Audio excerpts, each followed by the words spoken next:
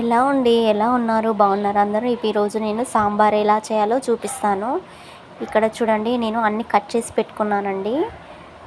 పప్పు తీసుకున్నాను, ఇక్కడ పెసరపప్పు. ఇక్కడ నేను ఒక నిమ్మకాయ సైజ్ అంతా చింతపండు కడిగి నానబెట్టుకున్నాను. పెసరపప్పు 2-3 సార్లు కడుగుకొని మంచిగా ఇలా నానబెట్టుకున్నానండి, ఎందుకంటే త్వరగా ఉడికిపోతుంది మనకి. ఇక్కడ చూడండి, చామదుంపలు, వెల్లుల్లి, టమాటాలు, ఉల్లిగడ్డలు, పచ్చిమిర్చి, కరివేపాకు, ఇవి మనకు సాంబార్లోకి అనమాట. ఇక్కడ నేను చామదుంపలండి, మీరు ఒకసారి ట్రై చేయండి. నేను చెక్కు తీసుకొని ఈ సాంబార్లో వేస్తున్నాను, చాలా బాగుంటుందండి, సాంబార్కి టేస్ట్ వస్తుంది.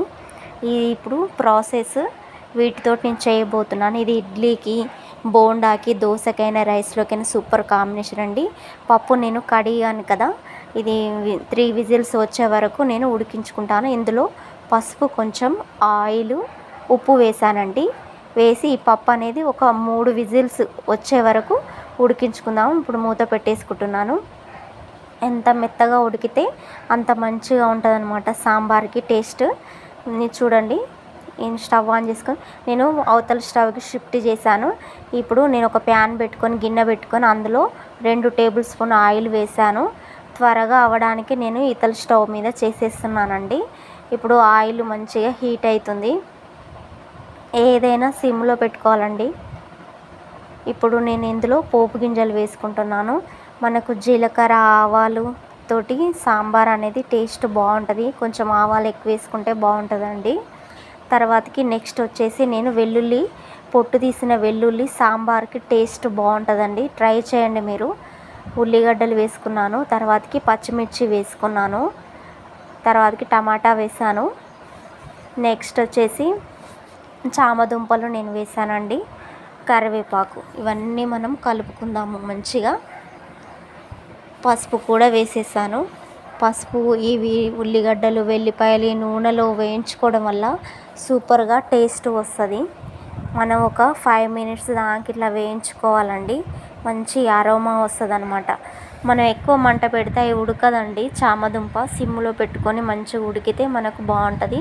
ఇవి మగ్గడానికి ఇప్పుడు నేను సాల్ట్ వేస్తున్నాను, అంటే వీటి మందమే, నేను మొత్తం సాంబార్కి సాల్ట్ వేయలేదు, చామదుంపల మట్టుకే సాల్ట్ వేసానండి.